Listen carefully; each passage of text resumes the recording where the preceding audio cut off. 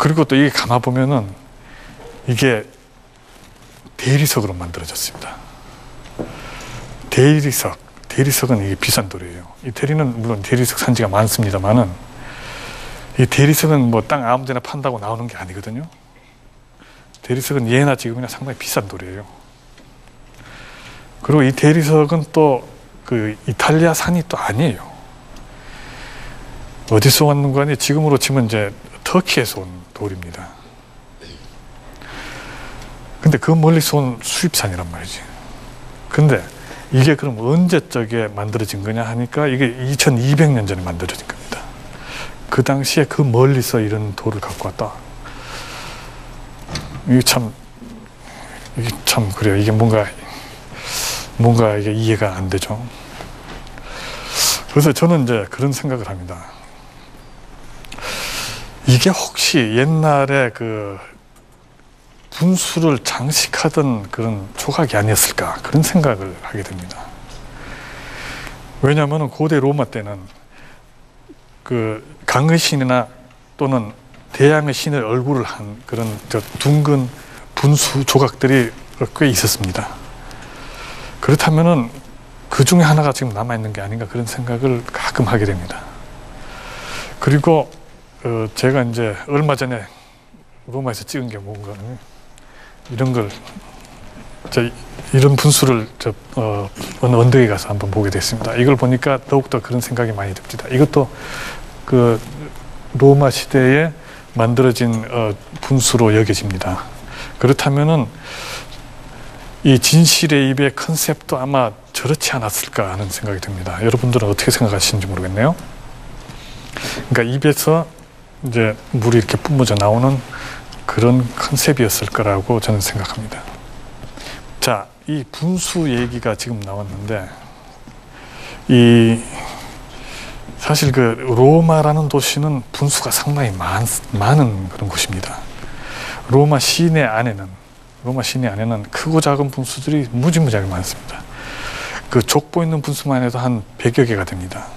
족보가 있다는 것은 유명한 건축가가 디자인했거나 또는 유명한 조각가가 디자인한 분수들이 상당히 많습니다. 자, 로마의 길을 걷다 보면은 이런 광장들과 이게 자주 마주치는데, 그 광장 중에 또 상당히 유명한 광장이 하나 있습니다. 나보나 광장이라는 데가 있습니다. 이 나보나 광장에 또 들어서면은 이와 같은 분수를 보게 됩니다. 이것을 제작한 사람은 베르니니와 그의 제자들입니다. 베르니니는 언제 태어났는가 하니 1500년대 말에 태어납니다. 거의 1599년 그 가까이에 태어납니다. 그러니까 1600년대 사람이죠. 자, 이때는 로마에 어떤 예술 풍조가 만연했는가 하니 바로크 양식이 만연했습니다. 자, 베르니니의 조각을 일단 한번 봅시다. 보면은 이게 상당히 그 역동적이죠. 그죠? 그 르네상스 시대에서 볼 수 없었던 그런 역동성이 느껴지죠. 자, 이 분수도 상당히 유명한 건데, 이 분수 이름이 4대 강의 분수라고 합니다. 그 당시에 베르니니가 생각했던 4대 강이 뭔가 하면은 유럽에서 도나우강, 그 다음에 아프리카에서는 나일강, 그 다음에 인디아에서는 겐지스강, 그 다음에 남아메리카에서는 플라타강, 라플라타강입니다. 자, 4대 강이라고 했는데, 근데 이 강이 없죠. 연못만 있죠. 분수만 있죠. 근데 4대 강을 어떻게 표현했는가 하니 여기 나오는 그 군상들로 표현을 했습니다. 근데 재밌는 것은 그 뒤쪽에 그 배경이 되는 성당입니다. 이 성당은 또 누가 세웠는가 하니 보로미니라는 건축가가 세웠습니다. 보로미니하고 베르니니는 나이 차이가 1살인가 2살 차이입니다. 거의 뭐 동년배죠. 바로크 시대의 로마에서 활동한 주인공을 두 사람 들라 그러면은 베르니니하고 보로미니입니다. 근데 이 베르니니와 보로미니는 둘 다 경쟁자였기 때문에 둘 다 상당히 싫어했습니다. 그리고 두 사람이 또 성격이 또 완전히 달랐어요. 출신도 완전히 달랐고요. 이 보로미니가 세운 그 성당이 바로 저 뒤에 있는데, 이 그 바로크 시대의 성당을 대표하는 또 작품입니다. 이게. 자, 보시면은 르네상스 시대의 그 벽체는 그냥 이렇게 평평했죠. 그죠? 그냥 정숙하고 조용하고 그냥 좌우 대칭이고 이랬는데 바로크 시대 때는 어때요? 이게 율동적이 됩니다. 보세요. 이 공간이 이렇게 오다가 안으로 또 쑥 들어가죠. 그죠? 근데 이제 이 광장에서는 그 보르미니가 참 좋은 아이디어라고 생각하는데, 이 쿠폴라를 이렇게 높게 하니까 광장 어느 지점에서나 이게 잘 보이게 됩니다. 지난번에도 말씀드렸지만은 이 쿠폴라라는 것은 뭐예요? 성모 마리아를 상징하는 의미가 있죠. 그러니까 성당에서 이 쿠폴라가 안 보이면 이게 좀 곤란하죠. 그죠? 여기서 보시면은 그 안예제 성당의 쿠폴라가 확실하게 보이죠. 이 성당의 쿠폴라가 이 광장의 그 분위기를 완전히 좌우하고 있죠. 그죠?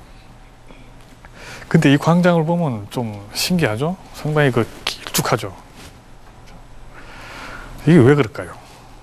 이게 원래는 옛날에 경기장터가 있었습니다. 그럼 경기장이 도대체 어떻게 생겼느냐?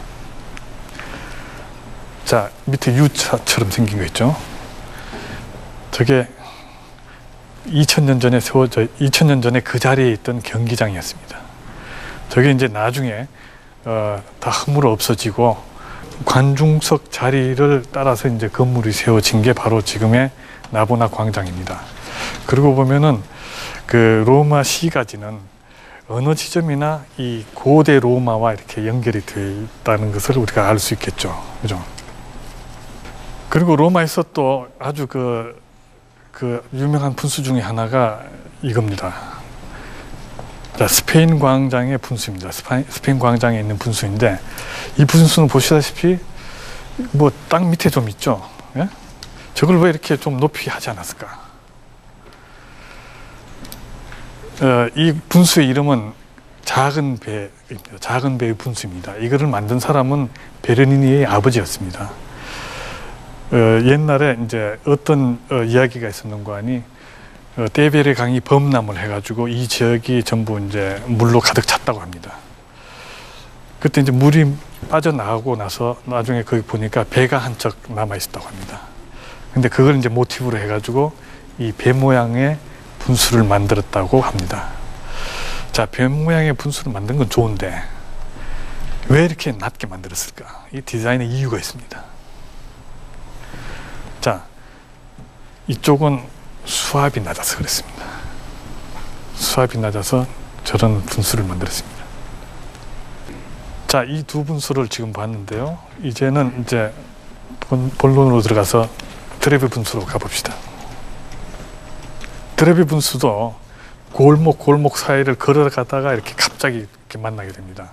근데 트레비 분수 같은 경우는 이제 물이 흐르는 소리가 이제 들려오기 때문에 분수가 있는 광장 쪽으로 갈 때 이 물소리가 점점 커지겠죠. 그죠? 이것도 상당히 뭐라 그럴까요? 건축적으로 상당히 재미있는 경험입니다. 자, 이 광장에 딱 들어가게 되면은 이 광장 한쪽 벽면을 완전히 차지하고 있는 이런 분수 조각을 보게 됩니다. 트레비 분수는 로마의 분수 중에서 가장 많이 알려져 있는데요.